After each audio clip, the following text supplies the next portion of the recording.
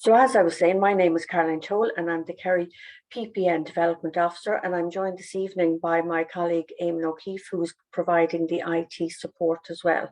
And thanks to Tom O'Leary, who has been providing the training since we started this programme last November. And it's hard to believe that we've had so many training sessions since. And this is our second training workshop on webinars and Zoom. So hopefully you'll get a lot out of it and it'll give you food for thought. And of course, we want to acknowledge and thank the Wheel for funding this programme as well, because without the Wheel's Training Links programme, we would not be able to put on the extensive capacity building training that we have been doing since last November. Following on from this evening's session, of course, as we've done with every other session, we'll be sending you out the handouts, but we'll also be sending you out an evaluation, because it's really important we get your feedback back on the different aspects of the training, but also we want to highlight future training needs that you might have as well. And remember, all this has been recorded and it's going to be up on the YouTube channel, the PPN one. So all the training we've undertaken is there. So it's going to be as an additional community resource that you can tap into going forward. So with that, I just want to thank you all for joining us this evening. And I want to thank Tom for providing all the sessions so well and so much information, and the templates and the presentations and the handouts have been wonderful. So with that, Tom, I'll pass it over to you.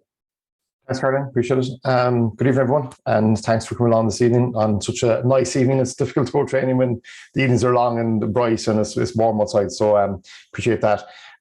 This Stephen's workshop is on webinars and our video conferencing, and primarily looking at Zoom as a platform to continue on doing video conferencing. So I suppose since by the start of the lockdown, we were all kind of forced into looking at the new reality of not able to meet people and to attend meetings or attend training sessions like we had in the past in terms of face-to-face or in person.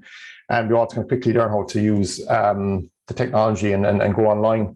And certainly in my own business, in terms of training and consultancy, it all went very dramatically from delivering courses in hotels and in community centres and community rooms to going on to Zoom. And we had to learn quickly in terms of what was the best platform, what was the best way to do it, and get people up to speed. So just because I suppose we're on the outside or the side of COVID, although listening to the news today, I'm not too sure, it's pretty scary in terms of numbers again. But look, we are hopefully not going to be looking at lockdown again. But I think it's still an opportunity to use the learning from the last 2 years in terms of how we can actually work in an online capacity, especially in rural areas like Kerry, where you've got large distances of travel for meetings or for training or for seminars or just for conferences or whatever, that we can look at continuing to use video conferencing as a way to reduce the amount of time that we spend traveling on the road and in attending meetings in different places.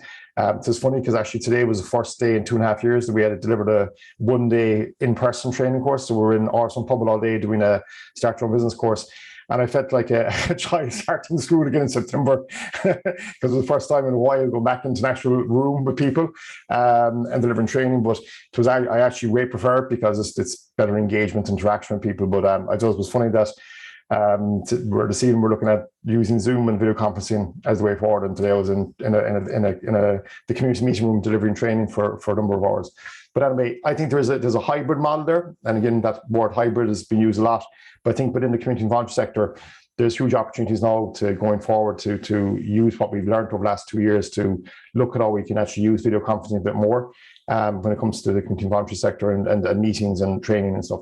So I'm just going to share the screen. As Caroline said, we'll be sending out the slides as a PDF document after this evening, and also links to various different other resources online and tutorials and information that you can use to learn more about the various different technologies we're going to talk about this evening, and to suppose brush up on using those if you want to afterwards. As Caroline said as well, we'll be sending out an evaluation of the program at the end of this. So tomorrow on SurveyMonkey, we'll be sending out a link to you through the PPN, and that's important for feedback on this program, but also looking at what your future training requirements are. So there will be another training links program coming up. That would be, hopefully putting together another program for that. But it's based on what the kind of trainings would be within the county. So if you can give feedback on that survey as well in terms of what additional kind of courses or training you would like to do or that you feel are relevant, and if you can put that on those surveys as well, it'll just benefit all of us. So I was going to share the screen there with you, if that's okay. Okay. You can all see that okay, yeah? Very good, okay. So just for those who don't know me, again, I'm just going to very, very brief introduction because looking through the names there, I think I know most of you. I've met you before. So again, my name is Tom O'Leary, and I've worked within the community volunteer sector for the last 20 years or more, advising and supporting community volunteer organisations on projects, on feasibility studies, community planning, area planning, strategic planning, business planning, both as a mentor and a trainer. And a big part of what we do is look at securing funding and identifying funding sources for community volunteer organisations and social enterprises primarily. So as I said, when lockdown came, we were actually just in the middle of the second week of a business course with the local enterprise office, and we were operating it over the stole at the time, and we had to shut down and we had to go online. So my entire business pretty much went from on the road a lot to having meetings in different parts of Kerry and Limerick and Cork and other places, and training courses around the county and beyond, to literally moving everything in here into my office at home, and moving everything online. So obviously there was benefits in that in terms of reduced my travel time. It reduced a lot of time in terms of driving, getting back from places at the middle of the night when you're driving maybe an hour and a half to West Kerry or South Kerry or West Limerick or East Limerick or different parts of the country. It meant that you're going from the kitchen to the office like literally 10 feet away than driving in a car going for hours to meet people and to train people. But there is that, I suppose, loss of kind of direct interaction with people as well, which you can't really replicate over video conferencing or over Zoom. But I think that what I've learned over the last 2.5 years is that what we found, and we've noticed this on the training links program primarily, is that with training, very often attendances would be maybe averaging 10 to 15 people, because it's an evening time mostly. People have to drive there if the weather is bad. It puts people off. If the weather is good like today, they might find other things to do. So we find that the numbers and the participation rates are relatively normally low when it comes to community training programs within, say, a community enterprise centre or a community centre or a hall or something. But the attendance on this program has been fairly high, and a lot above average, a lot higher above average than we would have seen over courses we would have delivered in person over the years. And we delivered a course, not a course, we were involved in an area planning, I suppose seminar you would call it, or webinar in Ballyhora for Ballyhora Development during the first lockdown. And normally they would have quarterly community meetings where they would invite all the community groups to a community event for maybe 2 hours, where they would have guest speakers talking about different aspects or issues. They would give an overview of what's happening in terms of grants, etc. And normally their turnout would be maybe 40 to 50 people at these events, from what they told me before. And the first lockdown, there was over 150 people attended the webinar on Zoom because the weather was bad. It was a really bad evening, and people felt that it was easier to, rather than traveling for a long distance, to go to a central location within the Ballyhora area, that they could actually go online. And what we found was that they were telling me that their attendance levels for their community meetings were a lot higher, because again, people didn't have to travel.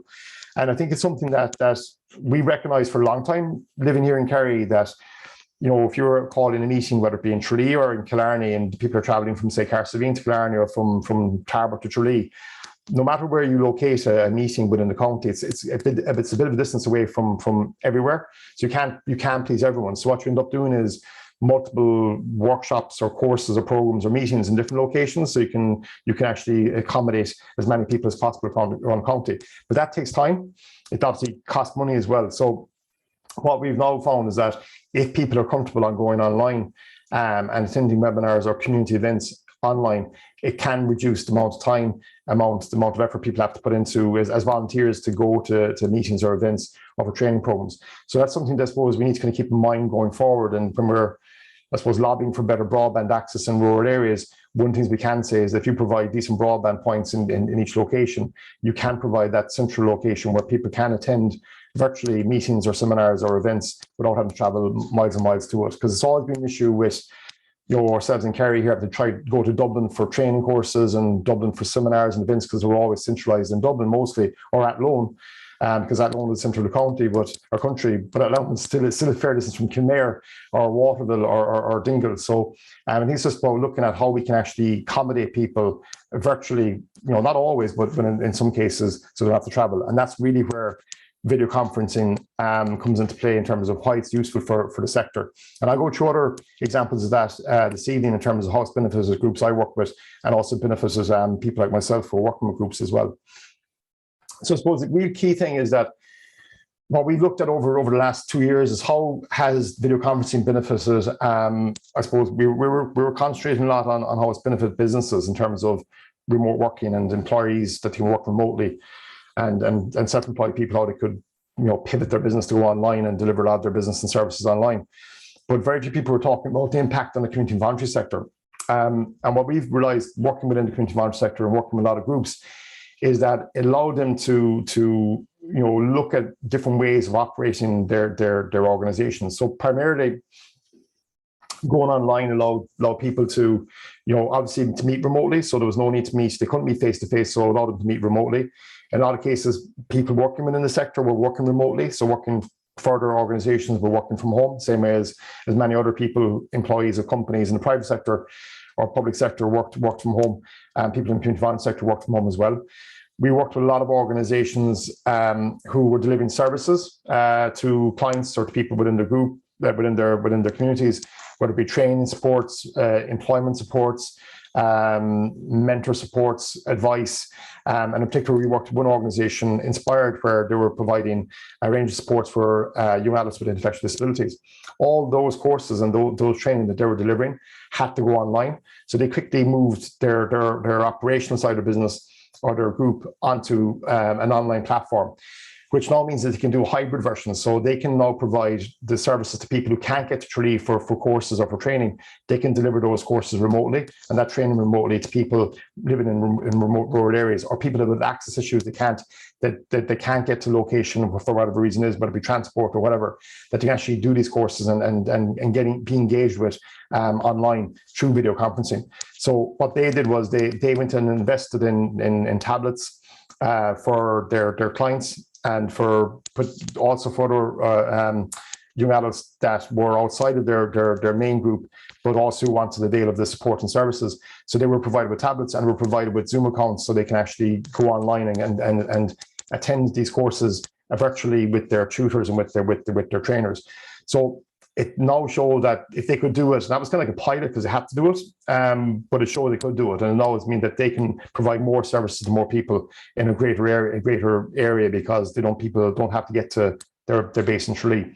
So the ability to meet remotely is very important for a lot of people, because, as you know, you've got a lot of organizations out there working in the community, in villages and parishes all across Kerry and obviously beyond. That are, that sometimes might be a GA club, or there might be a small local community council or Thai Towns group. And it's very difficult sometimes for everyone to be able to meet because everyone's doing different things. They've got stuff on in the evenings, they're working, or they've got kids that are involved in sport and they're driving back and forth, collecting kids, etc. And sometimes it's not easy to get to somewhere to have a meeting if you're just sort of dropping off the child from the GA practice and you're trying to rush home, get changed, and go off to meeting again. So the ability to meet remotely is still there. We should still be looking at that, not every time, but certainly looking at it as an option. And what we found with some groups is they're providing like that kind of hybrid version where someone can't attend in person, they're allowing that person to attend remotely via video conferencing. So it means that you got better attendances at meetings, and you've got a better quorum at meetings as well. It does provide more options for public consultation, again, because if you're holding a public meeting, for whatever purpose it is, you're relying on people to get there. And again, that's open to then issues with weather, conditions, especially in wintertime. It can be, the weather can be pretty bad and puts people off driving different locations, different distances. Again, it's rural areas. People don't like driving maybe some rural roads. Again, there's accessibility issues there in terms of maybe for people with disabilities or older people in terms of venues. So it allows you more options for public consultation. What we found as well is where you have public meetings virtually. And there's pros and cons, but one of the advantages of having virtual meetings is that people will maybe, if you put people into various groups on, and we talk about this later on in terms of individual rooms within the Zoom call, you can do the same thing as you would do in a public setting. But because it's done virtually and people aren't there in person, you find there's more interaction sometimes with people that are less likely to talk in public in a venue, even though they are in public online. It's virtual, but they're not in the actual physical building. There's some people will maybe speak, but they mightn't speak if it's in a hall or something. And we found that with a lot of groups we talk with, they say they get more engagement with people that normally won't get involved if the meeting was in a public venue like a hall or a parish hall or whatever it might be, or they might even attend, but they will turn up when it's online. Now there is obviously disadvantages as well, where you don't have that same level of interaction or maybe discussion before and after the meeting on a one-to-one basis with people because they're online. But it does provide more options on the line for public consultation. It also provides options for people who want to get involved in the consultation process, but who happen to not be there on the evening of the meeting or not living in the area. So we find that we did a bit of work there. I think was in, well, I think it was East Limerick, maybe towards the end of last year, I think it was. And a lot of people who were on the public meeting were people that were from the area, but who are now working in Dublin or were in college in Dublin or were living outside of the county. So they now could get involved as well, because they weren't going to drive from Dublin for a public meeting at 8 o'clock on a Tuesday evening in the depths of winter to attend, but now they could because it was online. So they wanted to have their say, even though the fact they weren't living there at the moment, they were away in college or away at work or whatever, but they were from the area and want to give something back. We've seen in other areas where there might be people that will be in holiday homes or they will be staying in the location for a number of months of the year. They also wanted to give their opinion and have a discussion, so they were able to go online as well. So it does allow you to target. I'm not talking about the diaspora in terms of wider context, but I'm talking about people who can't be there for whatever reason it might be. They're away at a meeting or they're away at college, whatever, that they can attend as well. So that allows more participation. There is greater attendance in meetings. We found at the start specifically, it's starting to kind of wane slightly now because people are maybe just kind of a bit fed up with it, and that people can meet in person now, they want to meet in person again. But certainly there was greater attendance in meetings in my experience, and not just meetings, but in training courses as well. Now, you might say that might be down to the fact that they couldn't go anywhere anyway, so they were at home, they were locked down, they had nothing else to do, and that's why they attended. But I think it was more the case of that it is easier. Look, we all know it's easier to log into Zoom than it is to get in the car and drive for half an hour, 45 minutes, particularly in the winter months when it might be pouring rain or stormy or whatever. And then getting back late at night, because it is an issue within the sector that, volunteers have to meet in evening time, and that can be difficult for people who are tired. They're not getting home till late. They might have young families. It is more difficult. So certainly with having the meetings online, it does help. We've also found as well in our experience that there's a lot more, I suppose, the age profile, a lot more younger people are coming online for the meetings, whereas they mightn't go for the meeting if it was actually in a venue. Now, I'm presuming down to two reasons. One, again, is that it's easier for them to do that. But certainly I know in my own experience from people I know of that have small kids, it is difficult for them to get out in the evening time and to attend the meeting 7, 8 o'clock at night and come back again. Whereas if they're at home, they can work around a lot easier. They are more efficient. Without a doubt. Zoom meetings, the fact you can actually close the meeting at the time it's over, it does reduce the amount of hanging around time at the start and at the end, where people just kind of hanging around having a chat about the weather, football, having a cup of coffee, a cup of tea. Now there is benefits there's also benefits that also as well, but it does mean that things will get done a lot more more efficiently. Normally if you have a meeting, say at a venue, and it's planned for 8 o'clock at night, and there's a cup of tea made, and there's a bit of chat and tea and whatever, you might start at 20 past 8, and before you know it, it's like 10 o'clock before you're finishing. Whereas Zoom, that doesn't really happen. You start on time and you finish on time. There is the ability to record, as we're recording the session tonight. So that's something that is very, very useful, especially for those of you that have been handed the pen to take minutes at meetings over the years, and you're trying to figure out what was said, who said what. You might have recollection of certain things being said, or you didn't know, you might have missed something at the meeting. The ability to record allows a recording of that meeting to be held, which means that the person who's doing the minutes can go back over it again and just can double check on a few things. No, there is an issue there in terms of you have to be sure that everyone that is at the meeting, now if it's committee meeting or board meeting or something like that, or a staff meeting, that shouldn't be an issue. But if it's a public meeting, you've got to let people know that's been recorded, and you have to have their permission to record it. If they're not happy with being recorded and you are recording it, then they have the option to leave the meeting. But it is, I think, for committee meetings, it is very, very useful because you do have a record and you can go back and say, okay, well, we agreed on this and it's, it's recorded. Now you do have to take minutes as well, which is handy. The share screen option, again, obviously, is helpful. We use this a lot over the last 2 years with projects we're working on. So we do a lot of feasibility studies around building projects, and we have meetings with an architect or engineer, and they can present their drawings and their designs on the screen, which is actually better than if they were there in person, because if they're there in person and they're just showing A1 sets of drawings at a table, and people can lean over trying to read them, and some people might understand them, they're looking at them, they're not too sure what's going on. Whereas if it's on screen, they can actually walk you through the presentation. We did a bit of work there for a rugby club in Limerick, a development plan, and we could show them a kind of a 3D virtual walkthrough of the site plan in terms of pitches and dressing rooms and all that. And it meant that they got this, and they could literally see it on the screen in terms of what we were talking about. So sometimes, being able to do presentations on screen where people can see it in front of them, you can talk through it. They get a lot more information if they're in a large meeting where they're trying to figure out what's going on and what's being said. Less face-to-face meetings too can get things done faster. We find this with coordinators and managers, that they have to run things by their boards or by executive committees or by finance committees, that in the past they'd have to call at someone, the chairperson or treasurer or secretary, can you come in for a meeting to discuss X, Y, or Z? I'm not around today or tomorrow, I'll be in on Thursday or Friday, and then things get delayed. Whereas now with Zoom or video conferencing, you can do very quick meeting. You can again share, files on the screen, whether it be, let's say, signing off on a budget.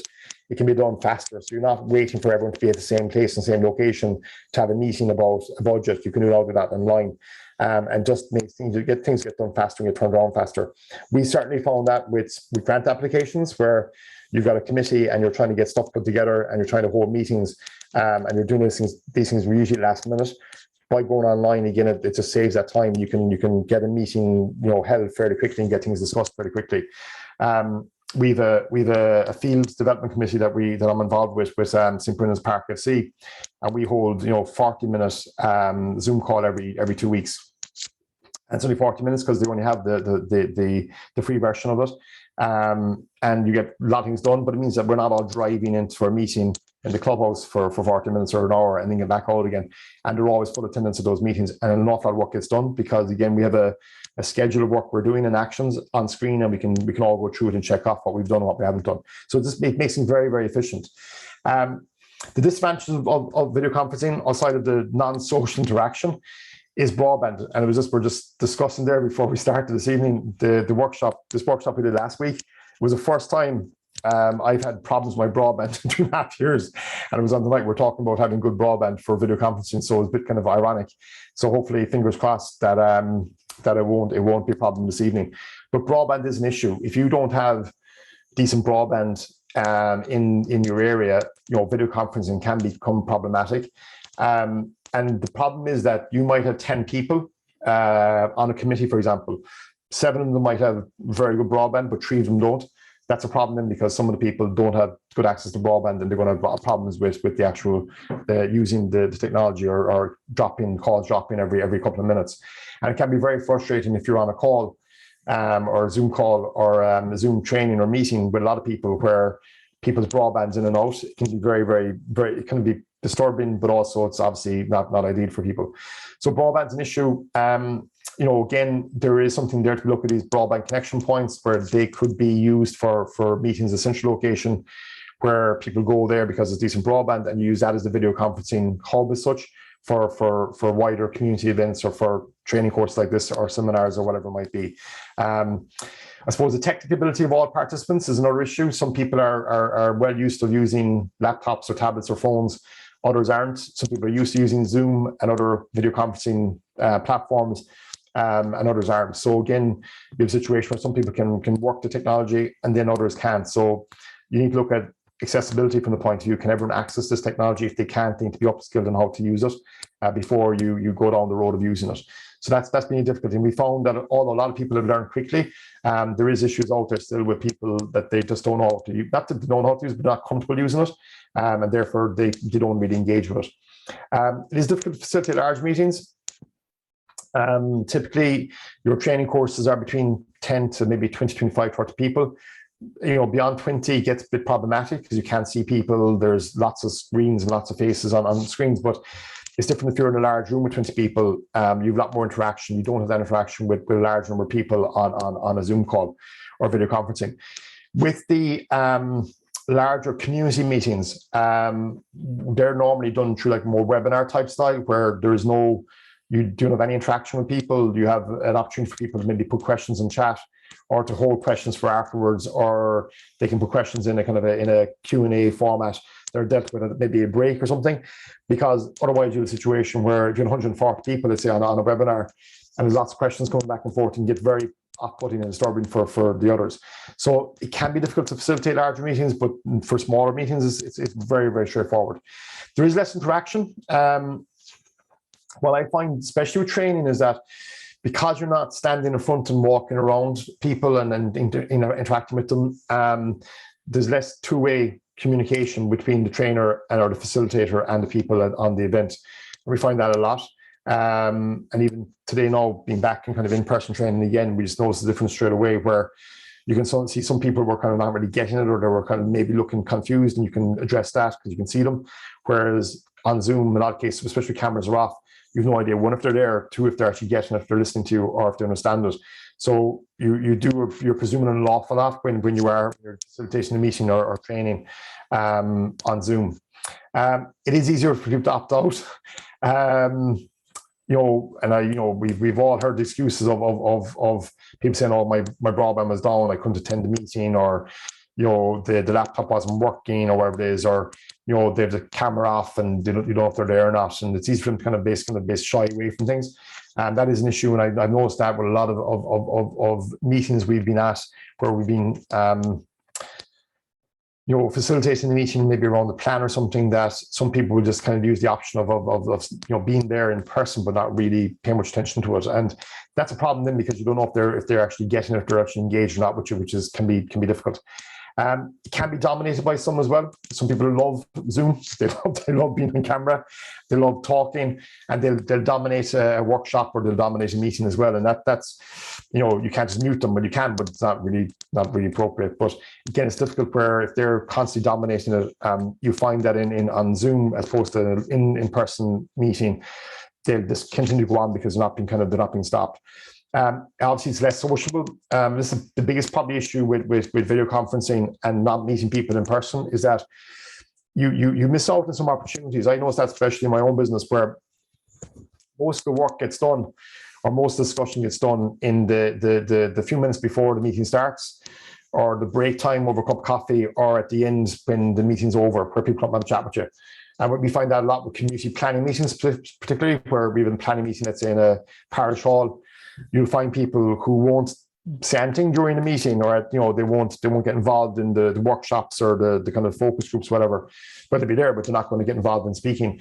But they'll come up afterwards and they'll give you their opinion on it, because you're there. And I normally would hang around for maybe half an hour or more. And that's where you get a lot of good feedback from people, where they'll talk to you on a one-to-one basis, but maybe not in a group setting. That doesn't happen on Zoom, because normally you just end the meeting, it's ended. And you can't say to people, you can hang around, we'll hang around for 20 minutes or so. But the problem there is that, again, people might want to do that, they just leave, okay? So that level of interaction and that social interaction, where you do get more information or more feedback, isn't there. And it's also people want to get out of the house sometimes and just meet people. And some people use this, they're volunteers because they like the social aspect of being a volunteer as well. That is obviously reduced if you're on video conferencing the whole time. So what you need to set up before you actually look at, I suppose, video conferencing as something you're going to be doing a lot in your organization, or if you want to start doing a bit more of it, and more I suppose a a professional and more of a structured way, more than just doing it because you have to do it. I suppose obviously besides broadband and having a device like a laptop or a tablet or a phone, if you are going to be, especially this would be for like coordinators or for organizations that would have paid employees that are going to be using video conferencing for training purposes or for meeting purposes down the line, that you do proper room setup. So there is a specific, not a specific room, but your office, whatever is set up for it. There is little or no noise or distraction around you.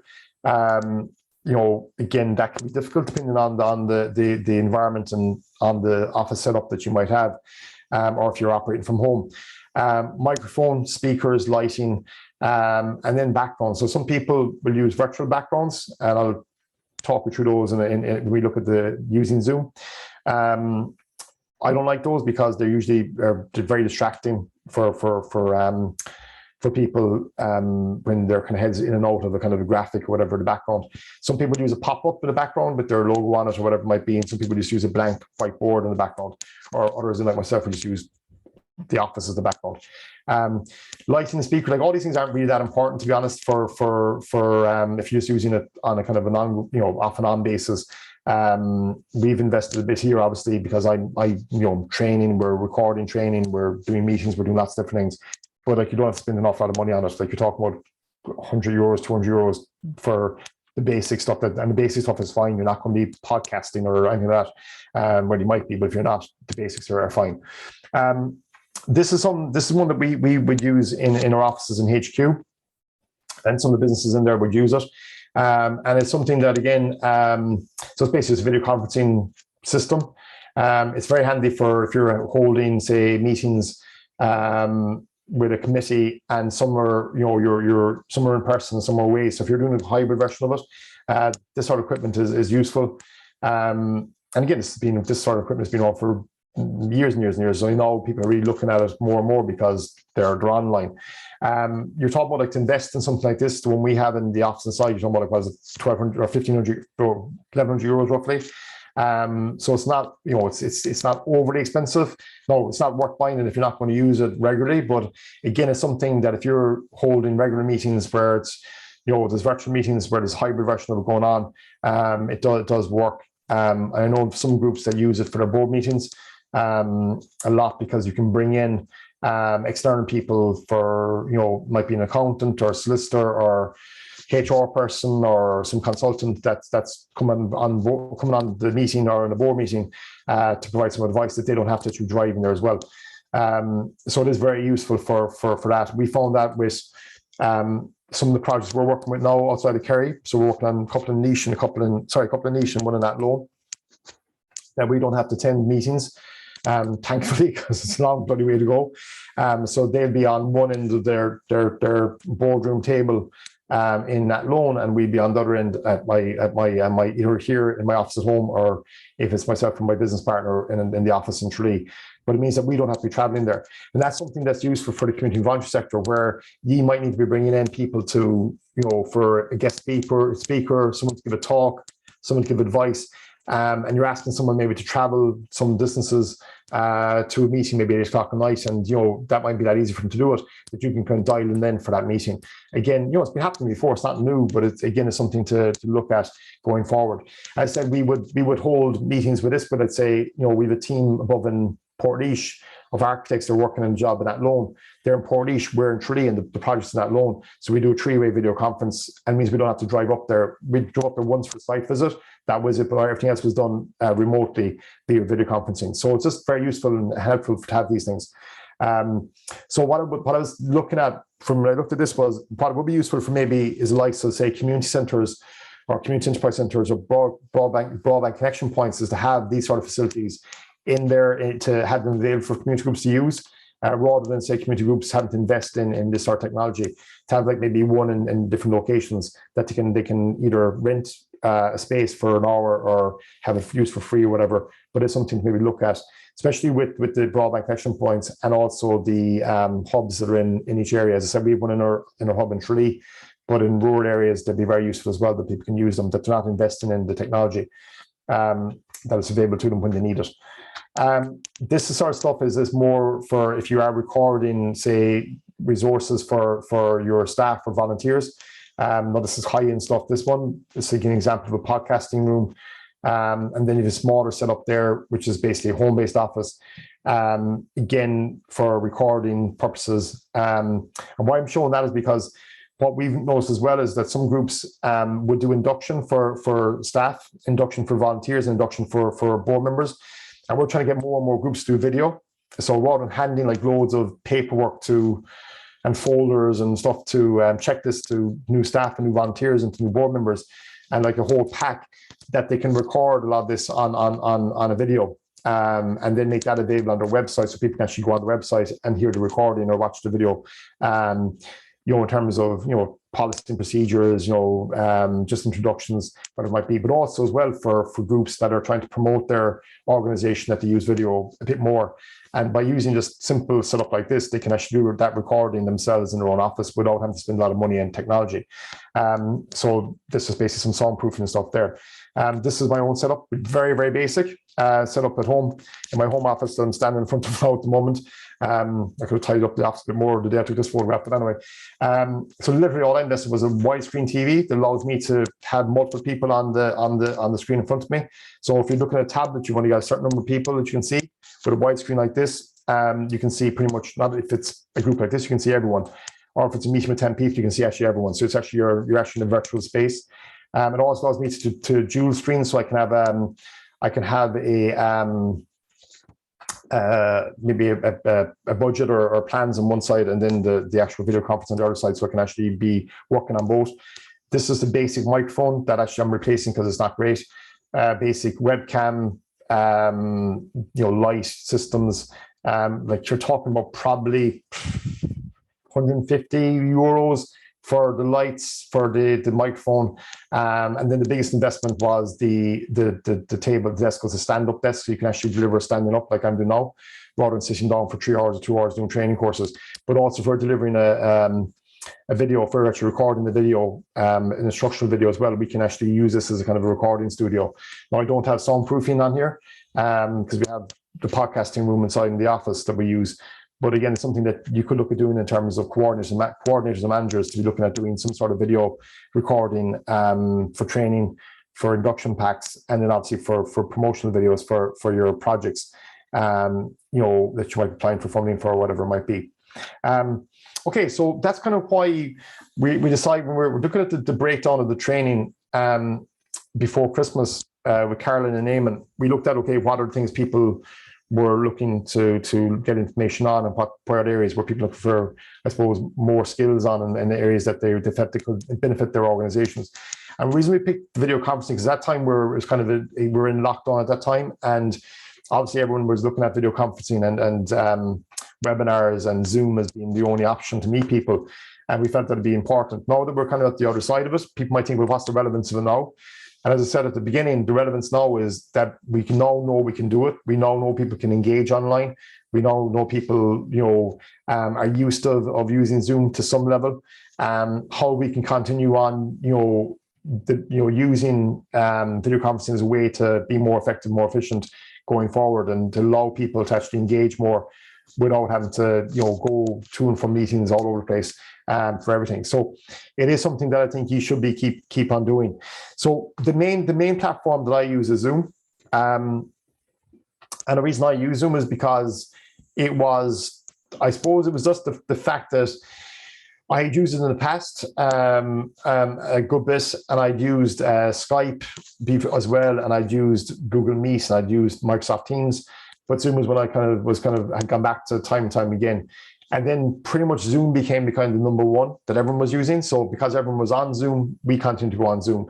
The other platform that would be the most popular platform would be Microsoft Teams. And that would be used a lot like Kerry County Council would use Microsoft Teams for their meetings that I would have with them. And a lot of local authorities do. So I know I work with projects with 3 local authorities, and they're all using Microsoft Teams. So a lot of the larger organizations would seem to use Teams, but the majority of smaller groups, businesses that we would work with, individuals are on Zoom. So I'm going to talk to you about the main platforms, but I'm only going to go through in detail the Zoom platform in terms of the functionality and how you can use that more if you don't know already how to use it. We all pretty much know how to use it. The fact you're on Zoom here tonight shows that you know the basics of it, but there is other stuff there that you can use with it as well. And again, as I said before on the other workshop we did on online technologies, you don't need to be an IT expert for these things. You don't need to invest heavily in the best technology. You just need the basics. You know, like I haven't got the most sophisticated setup here. I haven't spent, you know, a lot of money on the software in terms of the Zoom platform. I haven't gone for the high-end version of it or anything like that because I don't need to. You just need the basics to get you by. You don't need to be spending enough money on these things. Because a lot of people think that if I go down the road of technology, invest heavily in it, it's going to cost my organization an awful lot of money, and there might be questions as to why I'm spending that money. A lot of this can be done very, very cheaply, and it's getting more and more cost effective.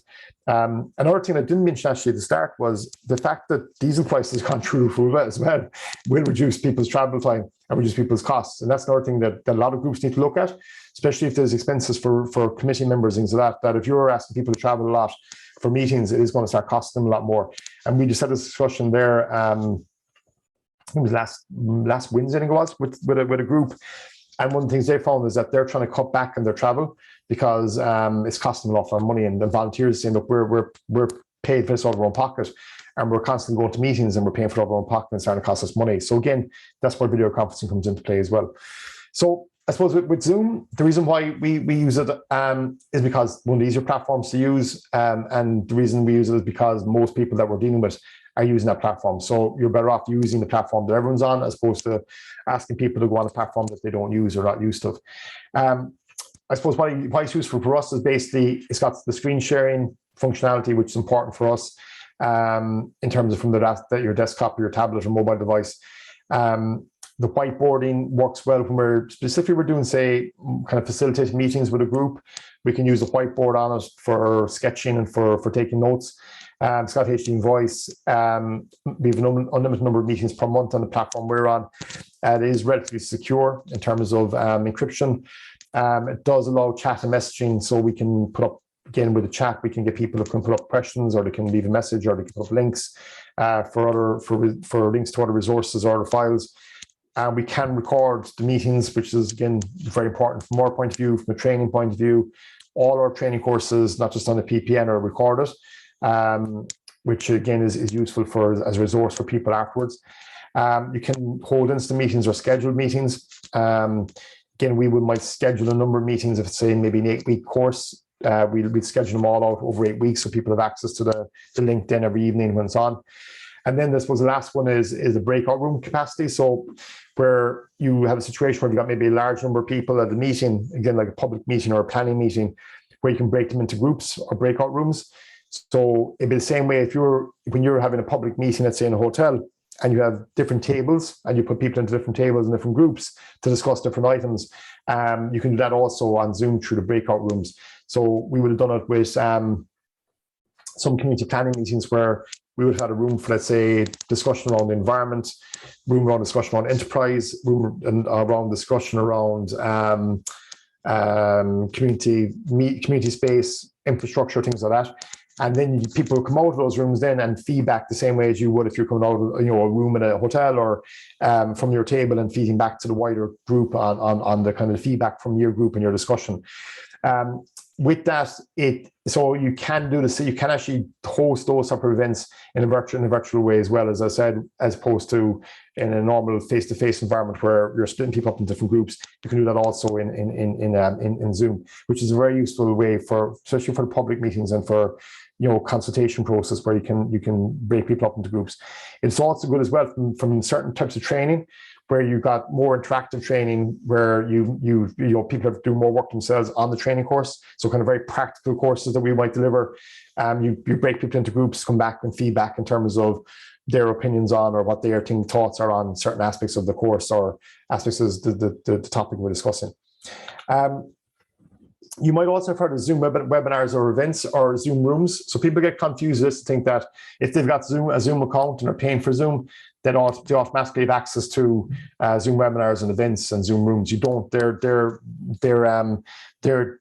additional platforms and additional monthly charges for that. To be honest, you don't really need them. I don't use them at all. I haven't used them. The groups I know who have used them is, again, it's more for webinars where they're hosting a Zoom webinar and they're promoting it through to a large number of people, and they're ticketing it at Eventbrite or on Zoom itself. But again, it can be costly, and again, unless it's something you're going to be doing regularly, there's no much point using it. Zoom meetings that pretty much everyone's using, either the free version or the paid version, is ample enough for most things. As all our businesses being delivered via Zoom and training or consultancy or meetings, and we don't use it, and we've never felt the need to use it. So again, something to look at if you want to, but again, I would see it difficult to justify the cost of taking on that cost for them. We don't really need it. So the cost, then you can have a free version. Some people like the free version, not just because it's free, but because the meetings only last 40 minutes. So it's a great way of finishing your meetings on time and getting people out the door after 40 minutes. I don't like that, because even though I don't want meetings to go on and on and on and on, it can be very frustrating if you're in the middle of a discussion about something and it's very, very important, and they say, okay, well, our time is up now, so we'll discuss that next week. And that can be very annoying when you just want another couple of minutes or 10, 15 minutes to conclude the meeting. Now, you can always go back in again and start it up, but it can be a bit frustrating when you got to go back out and log back in again. For many people, it's fine. It's grand. There's no real major issue with it. Again, capacity wise, number wise, is pretty much okay. The one we're on is this one, the Zoom Business is what we have. Again, that allows you unlimited meeting hours. Again, the maximum people which you never use is 300 people. And you got a number of licenses is this one we're on. We've only one license. Number of licenses is one. Okay, so again, it's for plus that €15 a month roughly, the dollars, but it seems about 100 and I think mine at the moment is about 150, €160 something for the year. So it's well worth for me to invest in, because it saved me an absolute fortune in terms of travel time. But again, it's an investment you need to make if you want to do it that way. But again, it's not a huge cost each year if you want to move up to the Zoom Basic. Okay, so the demo then. I tried this last week in terms of doing a kind of a live demo, and because of so many different applications running in the background, it just kept on freezing, and the connection wasn't great. So what I did for this evening's workshop is literally just went through it in terms of screenshots, in terms of logging in and things like that. Now, some of this you'll already know about, so forgive me if you understand the basics of it, but I'll just go through it just pretty quickly. The first parts, just to, for those who mightn't be too familiar with it. I suppose, first of all, with Zoom, a lot of people think that you have to, have the app downloaded and be on the paid version to use it. You don't. Anyone can go onto Zoom's website and join a meeting. Okay, and if you join a meeting, you go straight into this page here, where you just put in the meeting ID. So Eamon would have sent out the link to this evening's workshop with the meeting ID and the password. You literally go into meeting ID, you click on join, and you get to put in your password, and you're into the meeting. Okay, so there's no need to kind of register or anything like that. So it's very, very quick to get into it. The same way with, say, with hosting a meeting. So if you go into the website and you click host a meeting, again, you can very simply, it'll bring you into Zoom and you can start hosting a meeting. Okay, so you click on open Zoom meetings and it brings you into what we're looking at now in terms of the actual Zoom platform itself. Again, no registration required, nothing like that. Okay. However, it's worth just downloading the actual app. Right. So if you go in here and let's say I don't have the Zoom client installed, download now. That's the Zoom app. Okay, so we would recommend everyone to download that, both on their tablet or their laptop or whatever they're using, but also download it from the App Store on your phone as well. So now you got Zoom on your phone, which is handy if your connection goes on your laptop, or if you're on the road.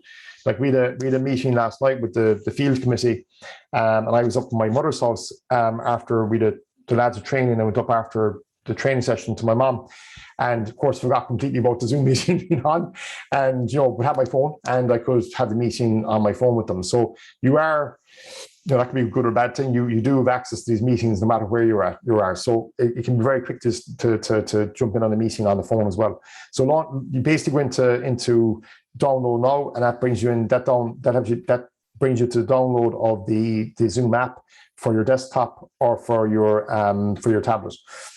And basically that's your Zoom app then that's on my desktop at the moment. So why that's used is that it saves you having to go into the browser to put in the passwords, all that kind of stuff. You just go straight to the app, okay?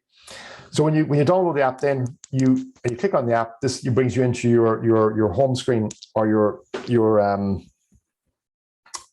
Zoom, your Zoom home screen. And this is pretty much then where you operate everything from. So most people just go into new meeting, they click on that. So if you want to hold a quick meeting with someone, you click on new meeting and you invite them to attend the meeting. So you send them the link or you send them the password or the meeting ID. You can schedule. Okay, you can join the meeting. So you can click join if you have the meeting code and the password. You can join the meeting. You can schedule a meeting, and you can also share screen from here as well. Okay. Now up here you've got other functions as well. So you've got a chat function. You can add your contacts to it. So that's handy if you've got, say, maybe a team like a committee or staff. You add them to your contacts. You can then basically contact them directly through the, so you can click on a meeting and contact them through that. So you don't have to be emailing them the passwords and stuff. So what we normally would do is when we're scheduling, so we go into schedule, and that brings you into your schedule meeting function here. And again, you can put in the date, the time, the duration of the meeting as well. And then there's other things here in terms of you can have, participants can have the video on or off. You can set the waiting room so people can go into the waiting room, meet for you or wait for you. And then you can link it to your calendar. So I have it always linked to my Google Calendar. So once I set the meeting, then it's automatically scheduled on my calendar. Okay. Now, if we're doing, say, a training course that might be every Wednesday evening for 8 weeks, we'll set up as a recording meeting. So it's scheduled in for every Wednesday for the next 8 weeks. Okay. So I'm not going back in, setting up every single week. It just makes things more efficient. Okay. And you can obviously invite people from that as well. So that's the scheduling function. So it's, from that point of view, it's very straightforward. So it is useful for, say, for example, if you had a committee and you had agreed that you would meet the first Monday of every month or, twice a month, whatever it might be, you can forward schedule all these meetings and set the codes and send them the link. So they have the link then, it's on their calendar, it's already linked to their calendar. So they have no excuses. Someone said, I forgot about the meeting, I wasn't aware of it, I didn't have the link, etc., etc. You just basically can schedule ahead of time. So it's handy from that point of view. On the actual home screen then, on the screen itself, you have your functions down here. So your mute functions, your start video function, again, it's where you can add your, if you've got different mics or different headphones. So I'm on a headphone this evening, or, because it's better quality than the actual webcam mic. There are your functions there. You've got your number of participants you can see. With on this demo, there's only one participant myself. So if there's more than one participant, you can actually make one of those participants the host. So if you want to say, if you had a meeting with your accountant for, say, a budgeting meeting with your finance committee, and your accountant was attending via Zoom, you can give them permission to be the host of the meeting so they can share their screen in with you. So they can share the accounts that's on their screen in their office. So again, that's by just basically going into participants and hitting the participant's name and making them a host, you can do that. Obviously, you have the chat function where you can put up a message or ask a question or put up a link. So very often if we're sharing, someone says, Tom, send on your email address, I'll put up on the chat function and I'll just type in my email address. Again, share screen is where you're sharing the screen. So again, that could be, it could be like, for example, if you go on to here. So it can be like a whiteboard you're sharing. It could be the screen that I'm sharing, always the presentation screen. It could be any screen that you're sharing. Your record function, again, is where you record in the session. That gives you the option to record to a specific place on your desktop. So you can set that up where it's going to record and go automatically to a file on your desktop, or you can set up where it's going to record to the cloud, so it's stored in the cloud and not on your laptop. The breakout rooms, and I'll talk about that in a second. So that's another function that we use a lot of, where you got breakout rooms for, as I said, again, mostly for planning sessions where you can put people into different rooms within Zoom. Your reactions obviously are just basically your emojis, people, thumbs up or whatever. And then you got all these various apps. So the apps are basically kind of add-ons you can purchase or add on to to use within Zoom. Again, there's a lot of them there. I don't use them. A lot of these things are just basically kind of gimmicky stuff that you don't really need. You can if you want to, but they're not really there. The functionality isn't really required. They're just kind of stuff that you don't really need. But again, you can look through the apps that are there and see what you think might be relevant or not relevant to you. But certainly don't be buying them anyway. Okay, so right. So this is the share option. So with the share screen option, you have the option to share a whiteboard as well. So if you're, again, hosting a meeting, or if you're facilitating a meeting, you can use the whiteboard like a whiteboard you would use in a venue, like, or your flip chart, right, where you can actually take some notes. Again, we would use this a good bit with not so much our group meetings or in training, but certainly because we're using a presentation and a PowerPoint slideshow with the training mostly, but our one-to-one. So if I have one-to-one meetings with a client or with a group, and we're just basically kind of just sketching some notes up, we'll use the whiteboard function for that, the same way that we would if they were in our office. We would put up stuff on a whiteboard, just for note purposes. And you can, because that's recorded as well, it's another way of recording what's happening with the meeting. So we might put up some details in terms of, let's say, if we're getting some feedback from them on their finances, whatever, we'll start taking some notes while they're talking, but it's recorded on the session, which is good. And we can then send that to them as well, so they have the backup of that. So again, your screen options are here, so you can share pretty much anything that's on your screen.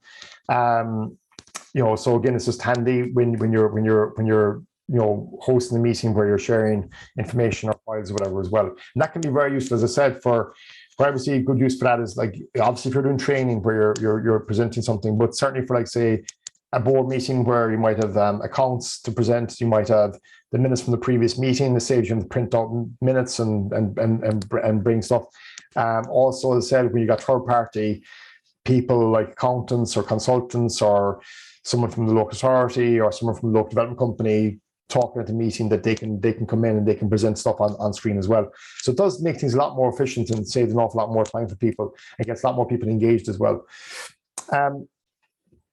With the settings here then on the video settings, so if you went to the camera icon, it brings up the various different settings. So the video settings basically are for your, the video itself. You can also then use, like, say, the virtual background. So you can put a virtual background behind you. And like, that's basically, I'll see if I can show you here how that works in terms of, I'll do it actually later on when I'm going to stop the share, because it's easier to see it when it's done without the share. Again, these are kind of just, some people use them, the virtual backgrounds or the filters. I personally don't like them, and they also slow things down as well. If your laptop isn't great, or if you don't have huge processing speed and your connection's not great, it will slow things down. And it does sometimes become very blurry, and it can be very off-putting for someone. If they're looking at someone's head kind of in and out of a background, it can be kind of weird. So again, they're the simple basic settings there.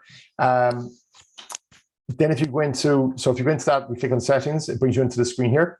And again, you're into your general settings where you can, most of these things are set kind of default, and there's no real reason to change them, to be honest. I don't tend to change the default settings on Zoom a lot, because there's no real need to. Like things like, say, use dual monitors, ask me to confirm when people are leaving, show them my text, all these kind of stuff. They're all default settings. So you can go to video, audio, your share screen setting, your chat settings, your background and filters, your recording. So again, this just brings you into the basic settings of each of those. Again, very rarely would you be changing those. You can play around with them if you want to. But again, as I said, most of the default settings in Zoom are perfectly fine. Things like profile, you can change, obviously, right? Put your profile picture if you want to have as a background or whatever, but that's pretty much, again, there's no reason to change all those things. Where you do need to go into, this can be kind of confusing, because there are your settings, say, in actual Zoom itself. If you want to go into the more detailed settings and change some of the functionality of Zoom, you need to go into the Zoom website. So, for example, if you want to add meeting rooms to your functionality, in terms of your add meeting rooms to your Zoom account, you need to go in and you need to set them up on the actual Zoom platform here. So you go into the Zoom account, you log in under your login details, and it brings you into your settings section here. and you basically just, you have all these settings. But if you went to settings here and you went to advanced meeting, that brings you into the other functionality you can add. So all these icons here, you can close some of these. So you can close the waiting room, so it doesn't allow any waiting room to be opened up. Now, you should have a waiting room, because if you're hosting an event and people are there before you are, you want to have a waiting room there. Or if you want to hold people in the waiting room before you're ready to start, you wanted that function available to you, because some people will leave if they don't think if it's on, if the person hasn't turned up. With that, then if you go into meeting advanced again, you go into the breakout room, and then you have to again allow the host to broadcast messages to participants. I need to basically turn the meeting room on. So the breakout room on. So a lot of people don't have breakout room on their Zoom, and they're thinking, is that an extra function that to pay for? It's not, but you have to go into settings to activate it. Okay, so there's an awful lot of things activated already on Zoom as a default, but certain things aren't. So you just basically, for the breakout room, because a lot of people ask me, is that something we need to add on to it? No, you just go into the meetings, into settings, go into in meeting advanced, and go to breakout room and just activate and make sure that icon is turned on. Okay. Then when you go back into Zoom again, you'll see that breakout room icon is on your Zoom on the desktop on your Zoom. Okay, so that's like, I suppose there's other probably functionality as well that you can use, but like again, some of these things there's lots of features that you'll never use. And this basically the basics is all you want in terms of holding meetings or facilitating large meetings. But this is the one that most people get caught out on. They don't know to activate the breakout room. So again, as I said, it's going into Zoom .us, go in, log in under your account, go to settings, go to in meeting advanced, and then go into breakout room and make sure that's activated. Okay. Now you can also tick on these two. So allow hosts to assign participants to breakout rooms when scheduling. So this is a natural use one. No, I haven't actually activate it here. That's where when you're scheduling a meeting, you can automatically schedule people into different rooms before they actually attend, so they know where they're going to. So when you're at, say, a live event, in-person event, like a trade event or a trade seminar, there's different breakout rooms where there's different workshops going on, and you're given an allocation of what time each workshop is on and what room you're assigned to. That's the version of this. We were on one there 2 Fridays ago, I think it was, for the Connected Hubs, and they had an actual trade event where suppliers to community enterprise centers and offices, so office supply companies, IT companies, security companies, architects, interior designers, software companies, they were all at this trade event, and you could go in and meet them all one-to-one, but you were scheduled your times to meet with each of the providers. So there was all these breakout rooms, and you just went and met then each provider one by one. So you had 10 minutes with each or 5 minutes with each, whatever it was. It's a very useful way of hosting a large event like that. Again, probably something that you might never use, but again, certainly for public meetings, it is useful. And even, I would say, even from the local authority point of view, it'd be something that we looked at as well for, let's say, if you're, for the PPN's point of view, if you were, say, doing larger, say, community profiling type events, or getting feedback from the community, that you could schedule people in breakout rooms that are relevant to the sector they're in. So childcare, sports, environment, whatever it might be. So there's lots of kind of options with that. So a lot of people think that with Zoom, you're kind of everyone's under one space. With a breakout room, it allows you to do it. And that's where it becomes very, very useful in terms of the consultation type meetings that you would have. So when you go back, so once you set it up on the website, and you go back into your Zoom account on the Zoom app, you'll see then that the breakout rooms are shown here down the bottom. So if you deactivate the breakout rooms, it no longer is on your Zoom app. You have to activate it, and it shows up then on your Zoom app. So when you go into it, you can create the number of rooms. So you can say, I want to create 3 breakout rooms.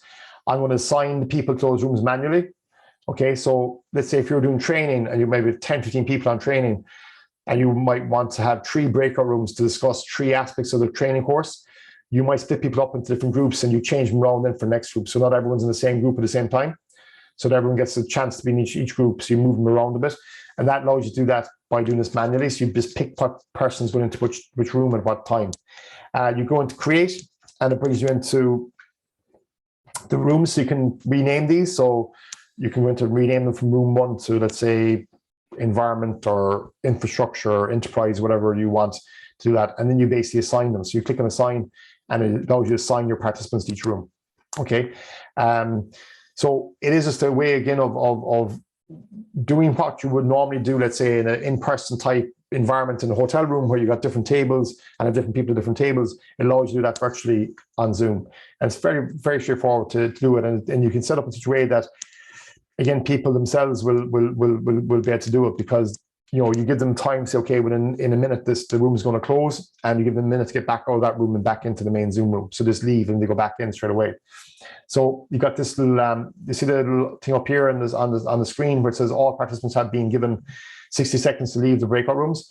That comes up when the room is going to close. So that means that you say, okay, you've got 60 seconds to wrap up and then feed back to the main group. If you're in a normal face-to-face setting, this allows you the same thing on Zoom. Okay, have you any questions? I'm going to stop the share for a second. Have you any questions on that, in terms of, like, most people are very familiar with the basics of Zoom and getting in and registering and obviously because you're here, but some people just aren't aware of the various different functions of it, or some people don't need to use those functions as well. Have you any questions specifically on it on Zoom for me, or does it make sense? No, thanks, Tom. I didn't even know, and myself and Eamon, because we're new to the Zoom as well, and we've played around with it. I never knew there was a whiteboard. So that's another tool that we'll be looking at. Yeah, but it is kind of gaining the confidence to use it as well. Yep. And just I put into the chat box when you were talking about chat box, just to avail of it as well, that the Zoom link that the PPN have is actually available for community groups to use, so that it'll save them money having to get one, the one for the additional time as well. So if anybody needs it, just to contact us and we'll give you the details to use it. Yeah, that's a huge thing, I think, because it can, even though it's not massive money, it is still a cost for people, I think go back to what we said earlier on as well about, I know we tried this with the kind of pilot of with Valencia in terms of the broadband connection point.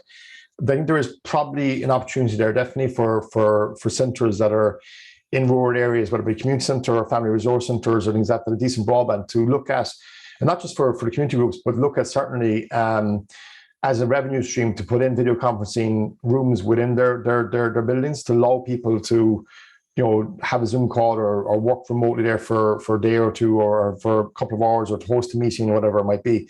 And there's no revenue stream. I know there's obviously hubs in different areas around Kerry, but it doesn't have to necessarily be a hub. It can be literally an office or a room that's not being used in a community centre, or resource centre, or community hall or whatever, that can be used kind of for groups for video conferencing. And again, you can invest in fitting out those rooms as proper, with the video conferencing equipment, with the cameras, with the screen, with the soundproof and all that. And there is grants there for that as well. So it is something to look at, probably as a revenue stream for some groups as well in communities, but also there might be someone working locally, remotely, that doesn't have reliable connectivity and are doing, having an interview for a job, and they want to do some broadband and need a location. So I'm obviously very familiar with the hubs, but there isn't a hub in every area, but there's normally a community building of some shape or form in every village and every parish, because it is something that, okay, you're not going to make a fortune of it, and there's not going to be an awful lot of people want to use it, but it is maybe something to have as for use by the local groups, but also by local people living in the area, Another thing as well, just I know it's kind of maybe drifting off the point here slightly, but in the rural areas too, we find a lot of people that are in holiday homes and not guest houses, holiday homes and mobile homes over the summer months, coming into summer months now, that might necessarily be near a hub. Like, you have one in Sneem and Carsaveen, here's that, but there might be in areas where there's no hub, but they need to get into a location for a day to do some work, whatever. So again, something to look at if you have community buildings, even a GA club with a clubhouse room or something in an area, have it open there and have it available for someone to use for a couple of hours in the day if they're living locally. It's a way of making some of the money. You won't make loads of money, but it is something that you could look at as a revenue stream. Because I know we have people in the Stole coming from Ballybunion every summer, working from our hub in the Stole.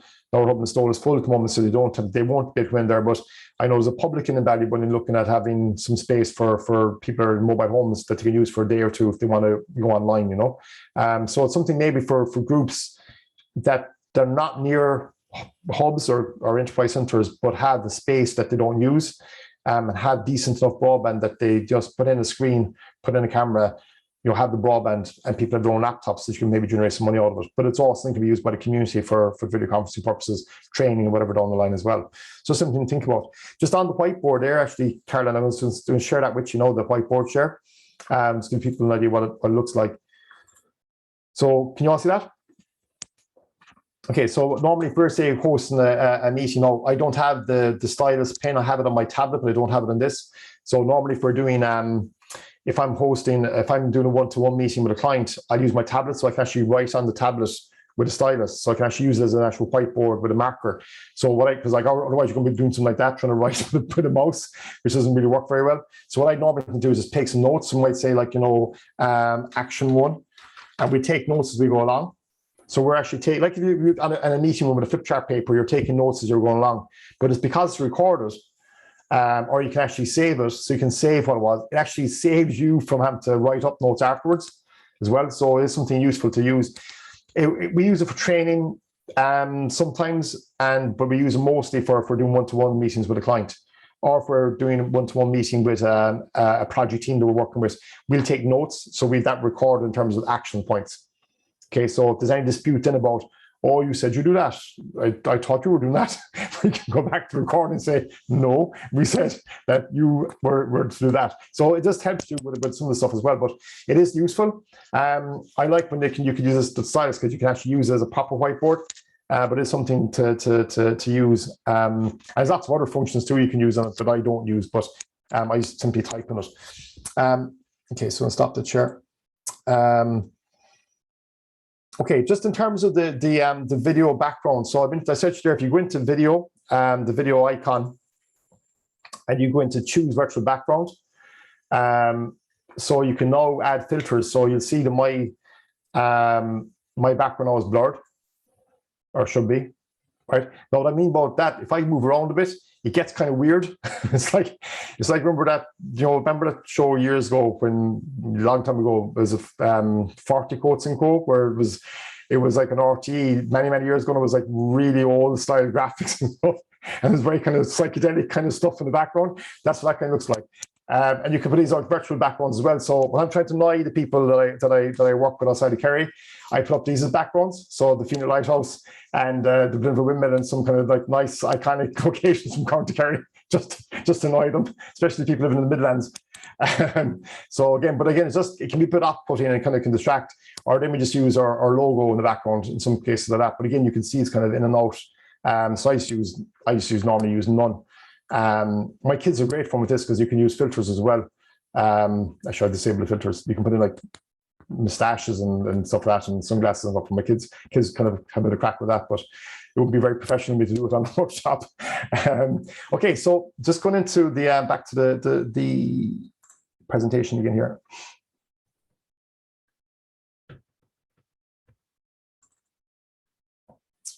Okay, so we should back there. Okay, so that's pretty much, I suppose, the main functionality of Zoom in terms of getting into it.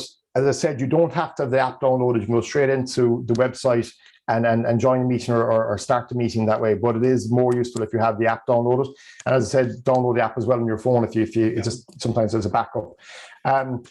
In terms of Microsoft, the other one then is that I don't use, but I attend a lot of meetings that people use it. Sorry, Tom. Yeah, John. Before you move off Zoom, I want to set up a meeting for a committee. So I go in, I schedule the meeting, I put in all the parameters. Now, how do I contact the committee members? Okay, so what I'll just go back to there, John, a second there. If you go into, what I do is the simplest way of doing it. If you go into schedule a meeting in here, okay? Yeah. Once you schedule it, it brings you, and you link it to your Google Calendar, right? It brings up the actual meeting itself. So what I do is I just copy the actual the meeting ID, right? So I copy that when it comes up and schedule it. All I do is I just copy the link as such and email that into the committee. That's where I do it. Or you have to email. Yeah. Yeah, that's why I do it. There is, I think, on the scheduling, and you can invite people, but all I do is, but I think that's if they're on your contacts on Zoom itself. Yeah. What I just tend to do is literally, when I send out links to all meetings, I send out I just cut it and paste it. If I'm in the meeting itself, I just I was going to invite people and click on the link. So there's an actual link you can copy, and you can then send that link out to your email and email to them. Yeah. No, okay, you can add those committee members. So if you go back into this one here, you click on contacts, right? You can add your committee members to the contact list. Yeah. Okay. Yes. And that allows you can then do it through via Zoom. Mm-hmm. You can send the link into the contacts when you go into invite. And it comes out as a sort of an email or notice from Zoom to each member. It's literally just a link. Yeah. So the link that Emma sent out earlier, that would be the link you get. Or what I normally do is your link is I literally cut it out of my schedule. I copy the link and then send that just by email to to the group or whatever I have in my list. Okay. Yep. Okay. Thanks. Yep. Okay. So this numbers in Microsoft Teams, then I suppose, as I said, is I don't use it personally in terms of I don't use it as a host, but I do attend an awful lot of meetings on Microsoft Teams. As I said, Kerry County Council, Limerick County Council, Westmeath County Council, Laois County Council I've done work with, they all use Microsoft Teams. And again, I think some of the some local companies and the universities use it as well. I'm not sure why. I presume it's kind of maybe a corporate account type thing or something. I'm not too sure, but it seems to be the majority of those use it. Whereas most of the small businesses that we deal with or community groups we deal with use Zoom, or it's Google Meet. It's very, very similar to Zoom. There's actually really no major differences with it. Most people, I suppose, that would have Office 365 or use Office packages like your Office applications like Word and things like that, use Microsoft Teams because it's part of the package only they have. I'm not too sure why I don't use this ahead of Zoom. Maybe because I just use Zoom so often, I just kind of stuck with it. But I'm not really too sure why it is, because they're both pretty much the same and do the same things really. But I just use Zoom. I think it's just functionality-wise, it's just easier to use. The key thing, I suppose, in Microsoft Teams is like Zoom, you don't have to be registered to use it. So you can go in and sign up for free. You don't have to have the app downloaded to attend the meeting. You can go into the browser so if I'm getting a link from or an invite to join a Teams meeting from a local authority or a local development company or a client, I don't have to download the app. I can go straight into it from the browser. I never have downloaded the app. I don't know, again, there's no reason why I haven't done it, but you don't have to have it. So some people think that if I don't have Microsoft Teams downloaded, I won't be able to get into it. You can get it from the browser. Again, you got a free version of it. Sorry, just before that, in terms of the actual interface of Microsoft Teams, is very similar to Zoom. So you're at your camera function, microphone, share screen, your participants, your chat function, again, the dial now function. You can also record on Microsoft Teams as well. And you obviously share a screen. So you've got pretty much the same functionality as you would have on Zoom. In terms of the pricing, again, there's a free version there. Again, it's the free version allows you 60 minutes of a meeting, which is obviously longer than Zoom. If you're on Microsoft 365 already, so if you have a Microsoft 365 account for Microsoft Word, Excel, and all those, the Office packages, again, it works out €5 per month per user for the basic package. And again, if you're looking at the business standard package, then you're looking at $12.50 per month per user. So again, it's not overly expensive, and the free version is fine. Again, I'm not overly sure as to why everyone just moved to Zoom. It could be just branding or marketing, or they were the right place at the right time, and they're ones that stole a march, because everyone years ago used to use Skype, and we never hear people using Skype anymore. for some reason. So it might be just purely that everyone was using Zoom, so that's why everyone's on Zoom as opposed to Microsoft Teams. But as that Teams is used an awful lot, it's used an awful lot in the corporate sector as well, where you actually have teams and people working in collaboration together on projects. They would use Teams a lot. So we see with some software development companies that we're aware of, their go-to platform will be Microsoft Teams. Again, in terms of your comparison here in pricing, again, roughly the same pricing, really, not a huge amount of difference. The free plan, I suppose, is the key thing here. You have less time on the free plan for Zoom than you do for Microsoft Teams.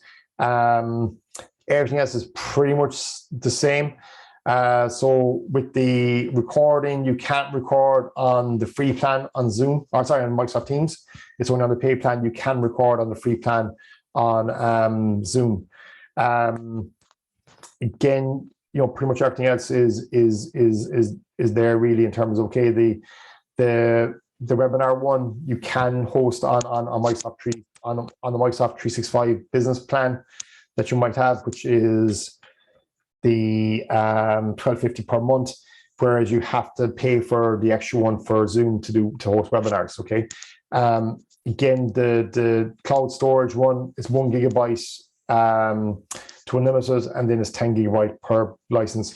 That's not a huge issue if you're not going to be storing a huge amount of recordings on cloud anyway. Most people are recording, like I record everything to my desktop to a file, so everything's recorded and stored in the one place. And it's not stored online.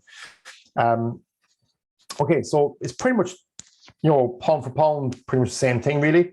As I said, the reason why most people are on Zoom is because most people are on Zoom because you want to be on the same platform everyone is on. The other one then that I like is Google Meet. And I find a lot of, especially the small businesses we work with, would use this a lot more so than Zoom, whatever, because it's free. So it was called Google Hangouts. And it is, I suppose, part of the Google suite of products. So your Gmail, your Google Calendar, your Google Forms, your Google Spreadsheets, all this. A lot of people are using Google for everything. So because they're on Google for everything, they'll use Google Meets as well as part of their overall kind of, I suppose, package. Again, with Google Free, you can host a meeting for 60 minutes. There is on Google, you have, I'm not sure of the details in terms of the pricing, but there is discounts for the likes of schools and for community volunteer organizations that you look into. And again, that might provide you with some free features as well. The good thing about Google Meets is that you don't have to download anything. It's very, very straightforward in terms of getting in and accessing it. So again, you go into Google Meet, start the meeting, and that's it. Okay, if you've got a meeting code, you hit meeting code and join it. You don't need to have there's no need for apps or anything like that. So it's very, very straightforward to access it and to avail it, and it is free. Okay, so again, the basic version of it is, which is perfect for most people, is free. Again, sorry. In terms of the actual screen, again, very similar as well to Zoom or Google Meets or Microsoft Teams. They're all pretty the same in terms of your functionality, in terms of your navigation around it. Again, with Google Meets, very similar to Zoom. Again, you have a waiting room. You also have the virtual whiteboarding as well. So again, a lot of small businesses would use it for collaboration with their team members as well. And again, because a lot of people use it because they're already on the Google platform, they're using Google for everything else anyway, so they use it. But it is probably the one I would use apart from Zoom, would be one I would use mostly with my clients. As I said, on the local authority side of it, it's always Microsoft Teams. Okay, so really, I suppose if I was picking one going forward, I had picked one, Zoom, obviously, as the one that's most functionality, but they all do pretty much, the same thing. It's not really down to what other people in your group or committee are using. So you want to use the same platform they're using, but also it's down to price as well, and what's the cheapest version of it you can get that will get you the same functionality or do the same thing. There is other video conferencing platforms out there. I'm not going through them this evening because these ones most people use. And no, you can look at the other ones as well. But if you find the majority of people are used to using Zoom or Teams or Google Meet, there's no point you having another platform that they're not familiar with or they know anything about, because they won't be able to navigate around it or get into it. But it can, but it'd be just more awkward for them. So you're better off using one that's used by everyone. In terms of, I suppose, meeting basics, right? And this is the key in terms of no matter what platform you're on. And it's not just, I suppose, in terms of just, this is kind of meeting basics for meetings anyway, but certainly for video conferencing. And as I said, I'm encouraging people to kind of stick with video conferencing going forward as an option, that they don't have to be meeting in person the whole time. Absolutely meet in person, when you have to, but certainly look at, especially the winter months, looking at video conferencing as an option to meet. The key thing is that make sure everyone has access, because in an age where everything is going online, and pretty much everything went online for the last 2.5 years, and everything is staying online, banking, all that. I have a huge issue with that, because a lot of people don't have access to that technology. One, they don't have the technology. Two, they don't know how to use technology and no interest whatsoever in learning the technology. Three, they are just, they hadn't been using IT, or they had never used IT. I'm talking about maybe, older people who have never used, like, I always use my mom as an example, who struggles with the TV remote. The last thing she's going to do is go on a Zoom call. They just, and it's not that she isn't capable of learning it, she just doesn't want to learn it, doesn't want to know anything about it. And there's a lot of people like that out there. That means they don't have access. And then the big one is broadband. Again, if people don't have access to broadband, video conferencing, it can be done, but it can be very frustrating if their broadband connectivity is not great. And that's where you got to be careful that you're making sure that you're accessible to everyone. Okay, it's a bit like your physical access to a building. If it's not accessible to everyone, that's a problem, because not everyone can get in there to attend the meeting because they can't actually access the building. Online, if people can't access the technology, whether it be because they don't have it, or they can't use it, or they don't have broadband, that means they're being discriminated against in terms of they can't actually attend and take part in this. So you've got to make sure when you're going down this road that everyone has got, as much as you possibly can do, access, and that they don't have access, you need to kind of facilitate that. So if they don't know how to use it, you're showing them how to use it. If they don't have the technology, like the group I worked with, a disability organization, a lot of the families didn't have tablets. They didn't have them.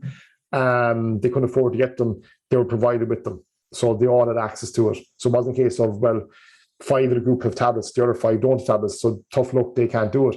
They all got access because they all got provided with tablets and were showed how to use it. But the broadband one's the biggest issue. So if you are in a rural area with very poor broadband, that's where your connection points come into play. That's where your central locations for these things come into play.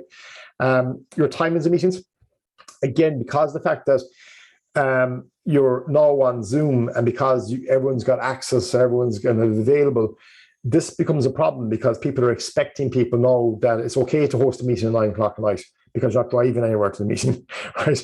I got an email this morning from we're doing a bit of work above in Laois, and the only time next week they can meet, and they want to meet in person because we haven't met them yet, is 8 o'clock next Monday morning. I'm like, I'm driving from Tralee to Laois. I'm not going to be leaving my house at 5 o'clock in the morning to attend any meeting. But people have got this habit now of, sure, we can call a meeting for any time because people are just there in front of the screen anyway, or they can leave the living room and log in. So a lot of meetings we've been attending over the last 2 years have been late in the evening time.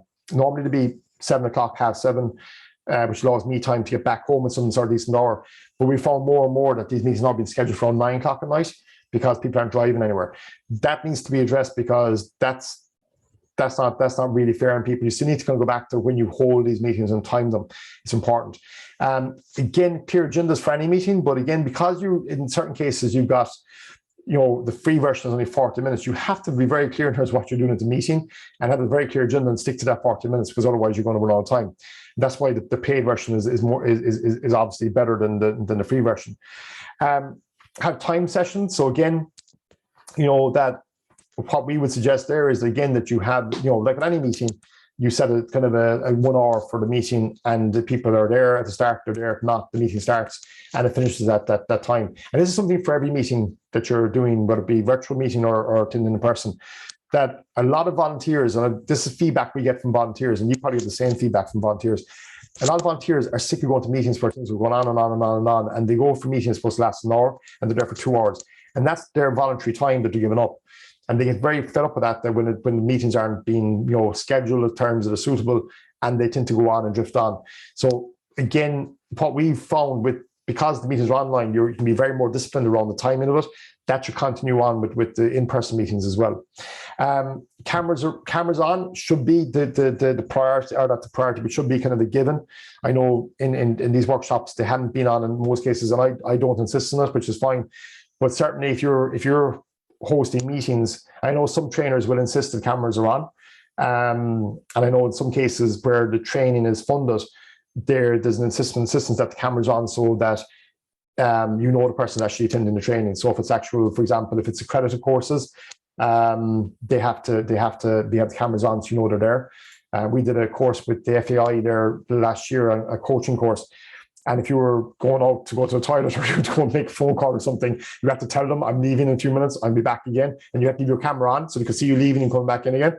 So it was very strict, but because it was accredited with a certificate, they had to make sure we were there. When it comes to meetings, we kind of insist the cameras are on. No, we can only insist so far. But when it's a meeting where you're meeting a committee, it is the most frustrating thing in the world for a committee meeting. And it's like someone being at a meeting in a boardroom and their back is turned to you and they're kind of ignoring you. That's what it looks like. So when it comes to meetings, whether committee meetings, board meetings, or things like that, or whatever, facilitated meetings, everyone should have their cameras on because they're actually at the meeting. They should be there in front of you, physically talking to you, looking at you.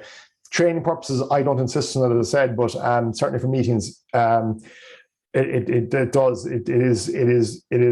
is so destroying when you're facilitating a meeting with a group of people, let's say a project team meeting or something like that, and half the people having their cameras on, because you've no idea if they're getting it or understand it, if they're engaging, if they couldn't care less or whatever, if they're not in front of you.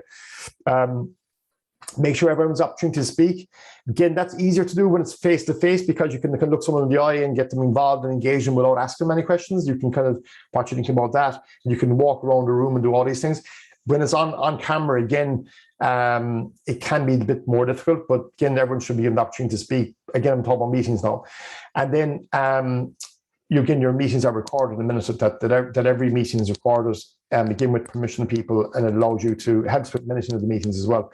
It's obviously important that even the meetings are recorded, that you still take minutes, because a lot of the funders, and we discussed this before, I think in the governance workshop, there's a requirement there to have meetings minutes filed for audit inspection if required, and also that there's items on the agenda for, let's say, the funders, maybe if it's public funding, that their funding is covered as an agenda item on every meeting, and those minutes can be reviewed and audited. So just fact you're recording it, they still have to be typed up and minuted, but it is handy for the person who's taking the minutes to go back over and review what was said.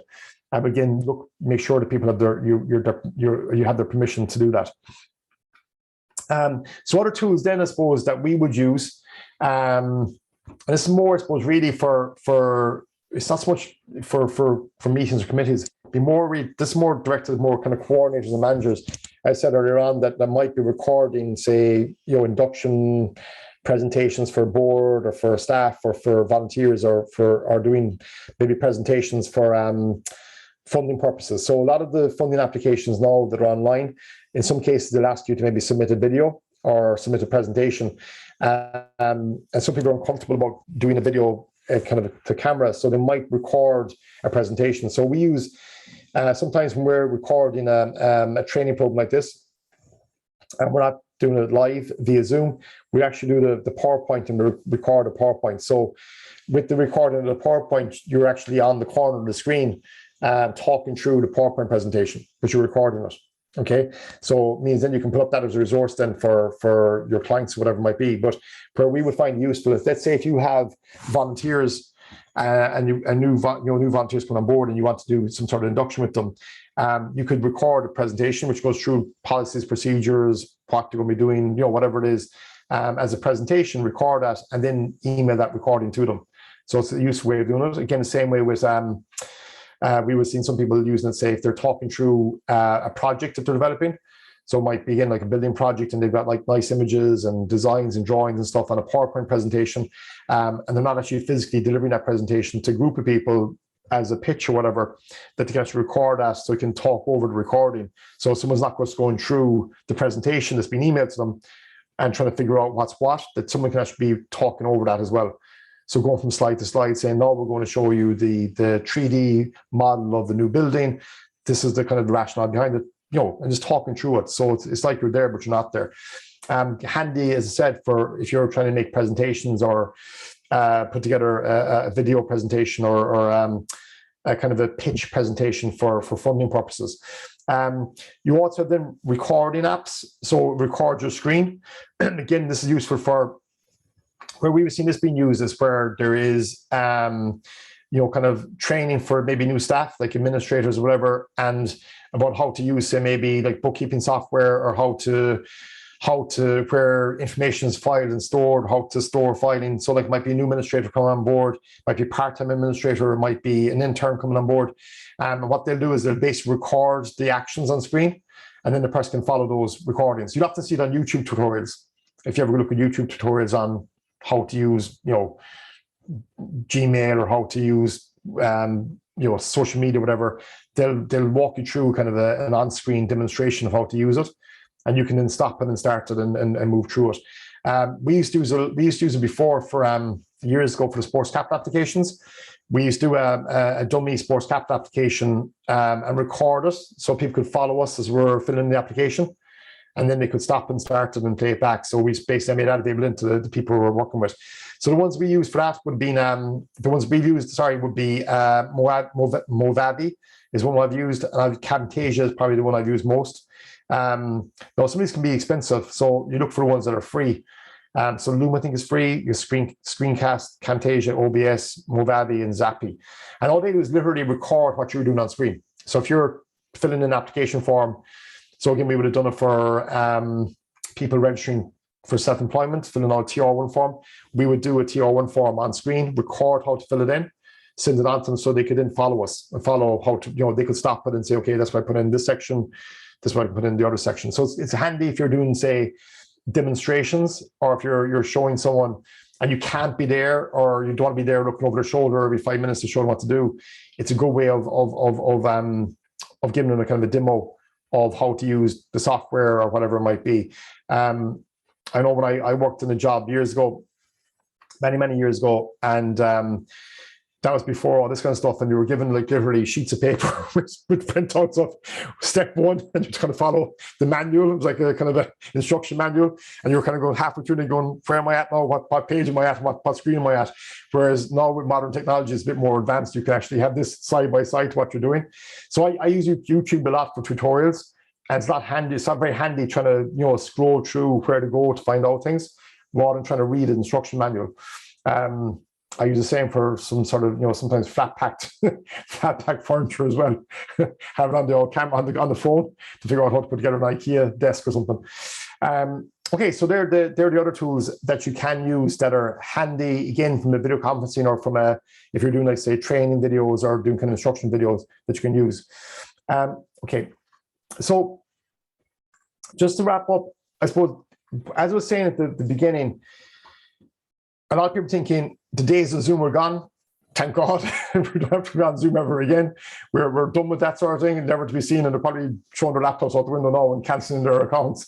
I think there's an opportunity there, as I said at the very, very beginning, and I say this like to my own clients and on the businesses we work with, just because people have realized that you can actually do things differently by being online. They can have different revenue streams, like the online fundraising we talked about at a couple of workshops ago. Use online fundraising. Don't stop doing that now, because you can do normal fundraising again. Use as another revenue stream. Don't give up on video conferencing, because we can go meet people in person again. It is helpful, without doubt. It will save time. You will get more attendance to meetings. People will think, God, if I go to meeting 8 o'clock tonight, do I have to go? And they'll probably some excuse not to go. Where if it's there in front of them in their house on screen, it's going to take 40 minutes, they'll attend it. Certainly from the access point of view, from a rural point of view, these training programs have been a testament to that you will get more attendance at training, because people aren't driving long distances to go to a training event.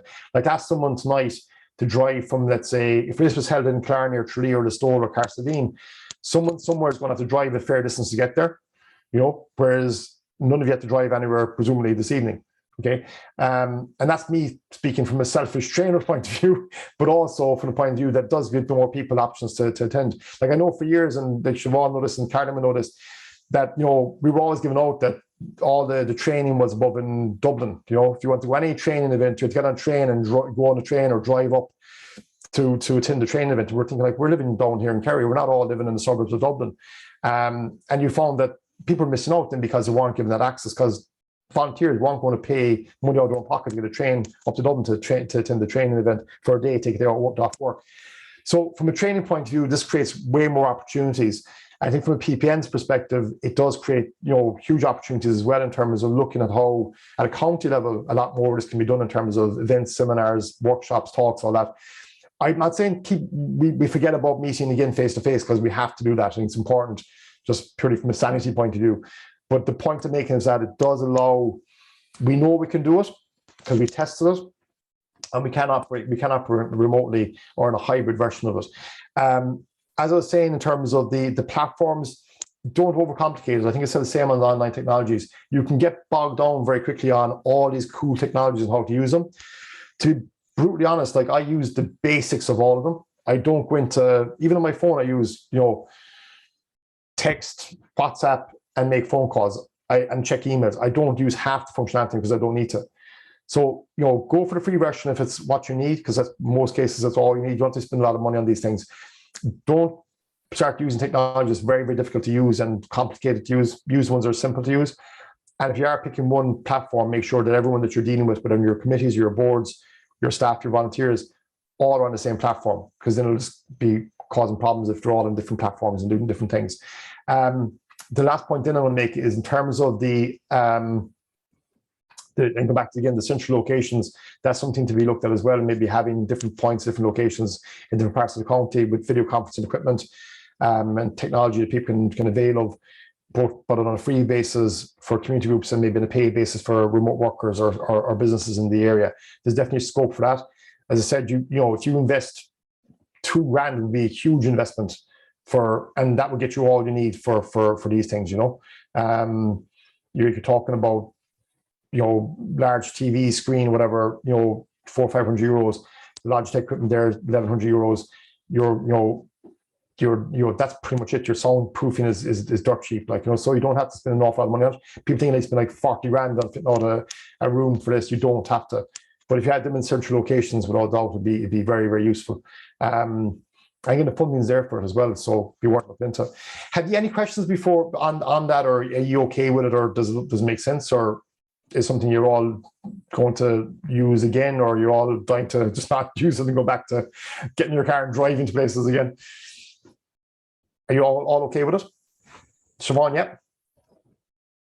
Sorry, Siobhan, you're on mute there. There we go. One of the biggest, most common phrases in the world. Yeah, can you hear me? We talk about it yet. It's two things, I suppose. Tom, I was thinking, when we all had to go online overnight, literally at the beginning of 2020, it literally happened like that from the local authorities' perspective, like your own experience. And I remember the first time I saw somebody at a meeting with a background, and I said, "What is Brian doing on Inch Beach?" I thought, is this a very casual approach to work? I didn't realize, I actually didn't realize there's a background. Yeah. Or San Francisco one, yeah. Once I realized it, I felt like Egypt. But anyway, that was that. The other thing I just want to say is that way back, Tom, you delivered training links in person. I know that's how John Spillane got involved, I think, in community. Yeah. Sorry, John. That was over. The first I've never forgiven you. So, it just shows, I suppose, how even capacity building can lead to involvement as well, which is really, really good. But all I want to say really is thank you, that this program started from the point of view of a survey of need carried out by Caroline and I suppose Tom, in relation to what the needs of the community sector in the county were, and the training program was based on those needs. So it's very much for the people who have attended. The attendance has been fantastic. When you think that this program has been running since November, the dedication, say from the PPN staff, we say Carola and John, probably you've attended everything, John Spillane. But Caroline and Eamon would have attended, I'd say, every event.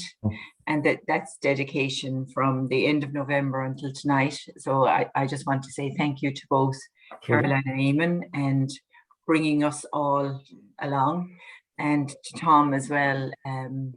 You know, as usual, fantastic course. I think it's where we all delivered at where we all are, you know, in terms of our requirements. And again, just people are fantastic, the volunteers to come out and do the training again, you know, give up your 2 hours. So so it's just a thank you, and it's very much appreciated. And thank you again, Eamon, and is quietly there in the background who's done all the admin for this. And Caroline, thank you so much for work on this, and of course Tom again. Thank you. Thanks very much, Fawn. No, I think it's been a great journey of learning, to be perfectly honest, for myself personally as well. What I have learned, you know, from November and all the various things. And it's funny, when Tom was talking about the training and in the virtual room, I was just beginning to write up some notes for the wheel. And at one of our sessions, we had somebody from Moyvan, from Valentia Island, from Killarney and Killorglin. And the reality is that if we were to book some room somewhere, where would you book it? And you wouldn't have that variety. I think the one thing that for me, the learning was that the kind of the interaction, it would be nice to have that as well. And you get that more when you are in that space of a room. But I think the flip side is that we can all sit around and we don't have to drive afterwards. And particularly, I know the evenings now are going to be springing forward and we're going to be brighter, but definitely this is an option in winter months to have that mix. And I know that I was saying that if we were looking at doing another training program, it would be lovely to have some sort of an event at the end of it where we could all meet up and share our knowledge and just link in with each other as well, you know, in a personal capacity on site. So I just want to thank everybody for coming along and committing to all the various trainings that we've had. And like that, myself and Eamon have learned as we've gone as well. And sure, even tonight, I know now Zoom has a whiteboard. Yeah. There you go. Yeah. Thanks, Karen. Okay, perfect. I suppose from my own point, I suppose as Siobhan said, like, this has gone on since we started this back in the first month of November, I think, Caroline. And it was obviously pre-development work before then as well, so it's gone on a while. The key thing, I suppose, and as Siobhan said, I've been involved in this, probably the third trainings program I think I've been involved with the Community Advantage Forum first, and now the PPN. And I suppose a major part of my business is working with community volunteer groups across the county, primarily, and obviously bits of Limerick as well, and now further afield too, thanks to Zoom. But you know, the key thing for me, I suppose, really is like the attendance that have been at these workshops since November have been, you know, well and above averages, way beyond averages. Like, we think we had one session with some like 60 people, or they did a few more on it. Like, that's nuts. There's no way you've got that many people into a room anywhere. It doesn't matter where it is. So like the attendance has been huge. I think the key thing is that, and I hope, I know I've talked to some groups since, you know, in and out of the meetings as well on different projects, that certainly with the online fundraising, when I keep going back to, is like, you know, that is showing people we can generate money when we can't go out there and shake buckets or meet people or do the old-fashioned fundraising. That's a huge learning from, like, all that the crap that's been on the last 2.5 years with COVID. There has been one silver lining that's kind of basically show people there's other ways to make revenue here within the sector, and that's really important. But yeah, like, so I can just thank Caroline and Eamon for their support with this over the last number of months, and again for yourselves for attending, and for all the other people who aren't here tonight that have attended over the last 7 months, because the majority of people are volunteers, and it is difficult to no matter where it is, whether it's in Zoom or whether it's somewhere else, there's so much things around people's lives, and especially with homeschooling and kids being at home all the time. You know, that was, you know, I had warning signs on my door for the first 3 months here, like saying, please do not enter at your own risk, sort of thing, you know. And they've been great in fairness, but like, it has been very difficult for a lot of people. So we appreciate that. It makes my life a lot easier when people turn up and they attend these things and they get something from it. As Karen was saying, I was saying earlier as well, we are sending out a survey out, or Karen will be sending out a survey tomorrow, the Survey Monkey link. So again, it'll be an online survey. And certainly put in areas that you feel you could do with support on or train on, because as I'm only the trainer, and we'll only come up with programs that we feel that are of use to people. And like there's a lot of other associates that we would have that can do, like I think Karen mentioned earlier on about maybe videoing or how to do video or whatever. Now, I don't do that, but there's a lot of associates that we would have that we can bring in to do specific practical workshops, whatever it might be. So, think outside the box is what I'm saying, really, with training needs, that, don't go back to the same old. If there's certain things you want to do or you want training on, there's someone out there that can deliver. If I can't do it or my associates can't do it, we'll find someone that can. But certainly it is important that we, that all the training programs we delivered to date under training have been delivered based on the need that's been identified within the community. And that's really important. So it needs to be led by yourselves. So, and I think I'll see that everyone's been on this course over the last number of months, will be getting this survey as well. So hopefully they'll complete that too and give their opinion on it in terms of what they feel is needed. And hopefully, if I don't see you on another training program, hopefully we see you in person sometime soon, practice or whatever. Because again, I've worked in most at some stage in the past, and the other groups as well. So it's great. So again, thanks for your time, appreciate it, and the best luck with all your endeavours going forward in your projects, and especially through these times that are very tough, and they're going to get tougher, I think, over the next while. But one thing we were fairly good at here is we're fairly resilient as communities, and I think we'll get over this hurdle too. So thanks very much again. Thank you. Thanks everybody. Thank you Good night. so much, and Thanks. thank you all, Bye. everybody, for turning up. Take care. Take care. Bye-bye. Thank you.